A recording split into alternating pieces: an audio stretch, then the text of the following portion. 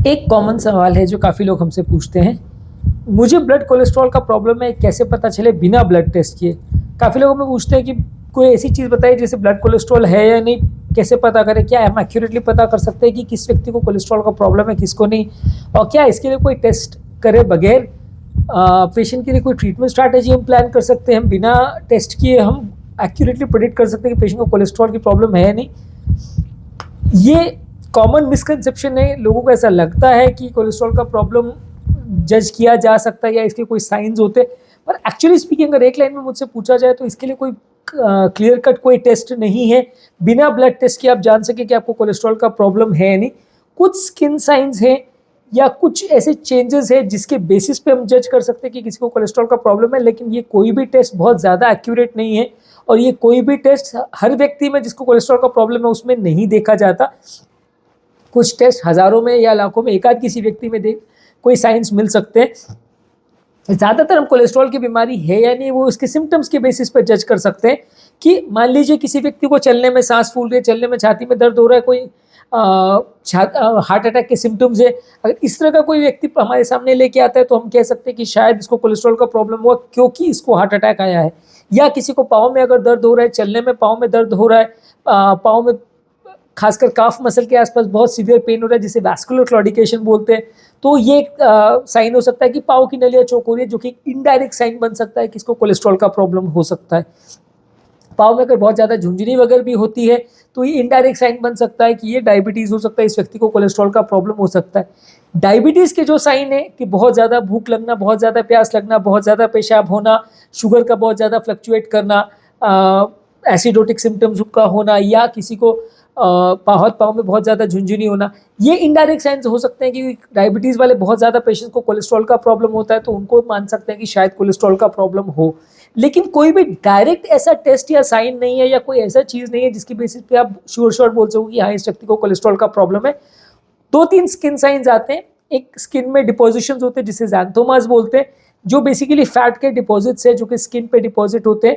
कई बार ये आंखों के पास और स्किन के जो टेंडन यानी जहाँ मसल्स और बोन का अटैचमेंट होता है, जो अटैचमेंट पॉइंट होता है उसको टेंडन बोलते हैं, उसके ऊपर कई बार फैटी डिपॉजिट्स होते हैं, इसे ज़ैंथोमास बोलते हैं। ज़ैंथेलाज्मा बेसिकली ज़ैंथोमा जैसा ही होता है, उसमें फैटी डिपॉजिट्स स्किन के ऊपर देखे जाते हैं, खासकर आई के पास में येलो पिगमेंट कलेक्शन रहता है। ये पेनलेस होते हैं, इसमें खुजली वगैरह भी ज़्यादा नहीं होती। ज़्यादातर ये कॉस्मेटिक ब्लेमिश जैसा होता है कि लोगों को देखने में ख़राब दिखता है। ये एक इनडायरेक्ट साइन होता है कि फैट स्किन में डिपॉजिट हो रहा है, एक इनडायरेक्ट साइन होता है कि किसी को फैट डिपॉजिट हो सकता है। उसी तरह से ज़ैंथोमा उसी का एक दूसरा टर्म है जिसमें थोड़े लम्प्स या नोड्यूल्स जैसे बने होते हैं बॉडी के टेंडन्स के बेस पे। ये भी येलोइश कलर के होते हैं, थोड़े हार्ड होते हैं, ये भी पेनलेस होते हैं, इनमें कोई इच या खुजली वगैरह भी नहीं होती है। ये भी ज़्यादातर कोलेस्ट्रॉल वाली बीमारियों में ज़्यादातर देखने को मिलते हैं। ये दोनों ही बेसिकली स्किन में फैट का डिपोजिशन है जो कि एक्सेस कोलेस्ट्रॉल वाले पेशेंट में देखने को मिल सकता है, पर ये काफ़ी अनकॉमन है। इसलिए ऐसा नहीं है कि हर व्यक्ति जिसको कोलेस्ट्रॉल है या माइल्ड कोलेस्ट्रॉल बढ़ गया तो सबको ये दिखने लग जाएगा। मान लीजिए किसी का एलडीएल कोलेस्ट्रॉल 100 से 120 या 130 होगा तो दिखने लग जाएगा, ऐसा यूजली नहीं होता है। ये बहुत हाई लेवल्स में अगर किसी को कोलेस्ट्रॉल या ट्राइग्लिसराइड्स है तो दिखाई दे सकता है। दूसरा चीज़ ये है कि ये जिनको हो भी रहा है, हर व्यक्ति को बहुत ज़्यादा कोलेस्ट्रॉल है ऐसा भी ज़रूरी नहीं है। किसी को लिवर का प्रॉब्लम हो, थायराइड का प्रॉब्लम हो, कुछ जेनेटिक प्रॉब्लम्स हो तो भी ये दिखाई दे सकता है। इसलिए हर दिखने वाला स्किन में नोड्यूल सबको कोलेस्ट्रॉल का प्रॉब्लम निकलेगा ही निकलेगा ऐसा कोई ज़रूरी नहीं है। ये 100% सेंसिटिव और स्पेसिफिक साइन नहीं है। हाँ, लेकिन ये जिनको होता है उनको कोलेस्ट्रॉल होने का चांसेस काफ़ी ज़्यादा है और उनको आपको टेस्ट करने की आवश्यकता है। उसी तरह एक आर्कस सेनिलिस करके भी है, यानी आंखों में जो कॉर्निया होता है उसके चारों ओर एक सिल्वर कलर की या वाइट कलर की एक लेयर जैसे जम जाती है, वो भी बेसिकली उम्र दराज पेशेंट्स में देखने को मिलता है और एक इनडायरेक्ट मार्कर है कि पेशेंट को कोलेस्ट्रॉल ज़्यादा हो सकता है। जिनको कोलेस्ट्रॉल का प्रॉब्लम ज़्यादा है उनको उम्र वाले एज पे आने पर या 60-70 की एज के जाने के बाद उन लोगों को आंखों के चारों लेयर्स, चारों तरफ कॉर्निया के चारों तरफ एक सर्कल जैसा दिखाई देता है।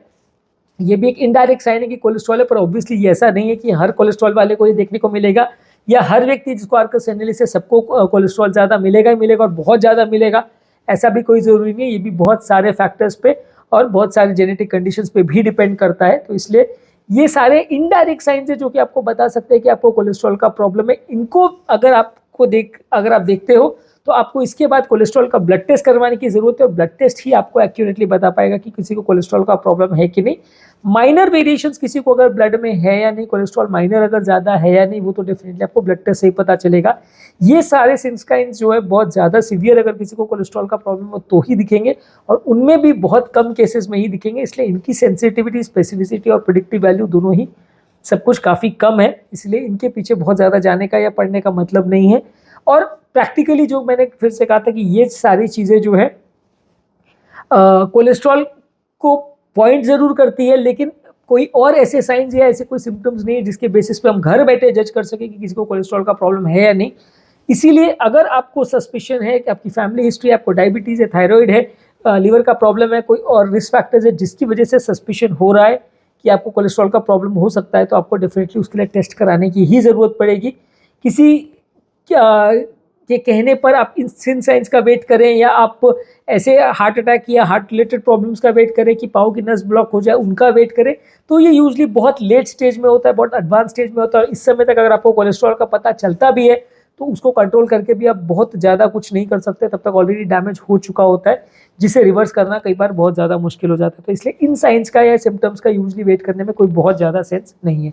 तो आज के टॉपिक में हमने बात की कि प्रैक्टिकली कोलेस्ट्रॉल के कोई बहुत ज़्यादा स्किन साइंस या बहुत ज़्यादा सिम्टम्स नहीं है।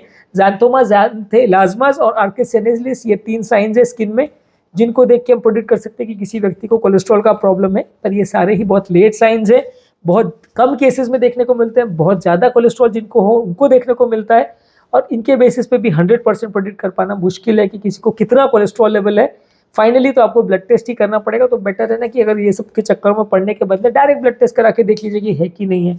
उसमें 10 जगह सर खुजाएं और 10 डॉक्टर्स के पास जाएं, उसके बाद कोई आपको बोले कि शायद कोलेस्ट्रॉल हो सकता है, फिर ब्लड टेस्ट कराए, तो उससे अच्छा डायरेक्टली करा ले ब्लड टेस्ट। वैसे भी 500-700 रुपये में किसी भी लैब में हो जाता है।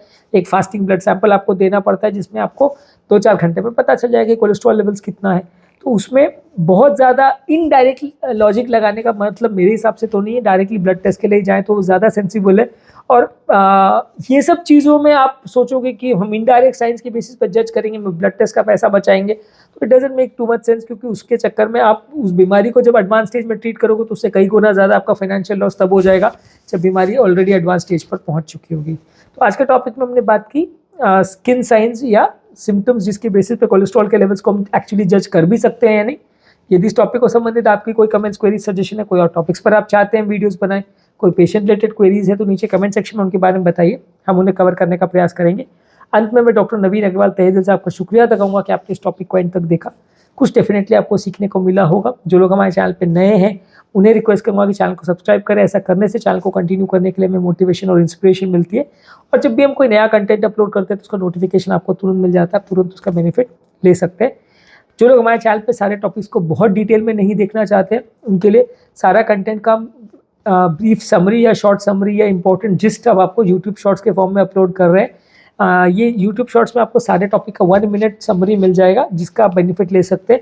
ये सारे शॉर्ट्स को हम इंस्टाग्राम और फेसबुक पे भी अपलोड कर रहे हैं रील्स के फॉर्म में, तो आप इसे वहाँ पे भी देख सकते हैं और आपको एक बेसिक आइडिया इससे हो जाएगा। जो लोग हमारे चैनल पे बहुत ज़्यादा टॉपिक्स हैं, इनको ढूंढने में दिक्कत आती है कि एक पर्टिकुलर टॉपिक, एक पर्टिकुलर चीज़ को हम कहाँ ढूंढें, तो उसके लिए रेगुलर बेस पे हम आपके लिए सारे टॉपिक्स को प्लेलिस्ट के फॉर्म में डिवाइड किया हमने चैनल पे, जैसे BP, sugar, cholesterol, heart attack, angioplasty, bypass, सब के टॉपिक के वाइज हिसाब से बने हुए प्लेलिस्ट है। स्पेसिफिक टॉपिक पर आप जाएंगे तो आपको रेलेवेंट कंटेंट मिलेगा, ज़्यादा ढूंढने की मेहनत नहीं करनी पड़ेगी। इन प्लेलिस्ट का लिंक मैं कमेंट सेक्शन और डिस्क्रिप्शन बॉक्स में छोड़ दे रहा हूँ आपकी सुविधा के लिए।